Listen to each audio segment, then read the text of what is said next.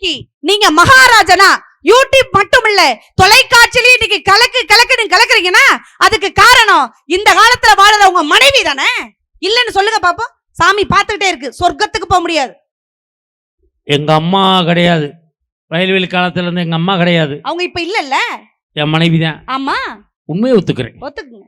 இந்த காலத்துல வாட்ஸ்அப் காலத்துல நான் லட்சாதிபதியா இருக்கேன்னா அது என் மனைவி தான் காரணம். நல்லா ஜோரா கை தட்டுங்க சார், சத்தியமான வாக்குறுதி இது. எனக்கு இன்னைக்கு 2 வீடு இருக்கு, ஒத்துக்குங்க. என் மனைவி வந்ததுக்கு அப்புறம் தான். இந்த காலத்துல தான் எனக்கு இன்னைக்கு 10 ஏக்கர் சொத்து இருக்குன்னா என் மனைவி வந்த அப்புறம் தான். உண்மையிலேயே நான் போய் சொல்லல, உண்மையை ஒத்துக்கிறேன், இல்லைன்னு சொல்லல. என் மனைவி வர முன்னாடி அங்க கோடீஸ்வர குடும்பம் சார். மொத்தம் 12 வீடு லைன் வீடு இருந்துச்சு, 10 போயிடுச்சு.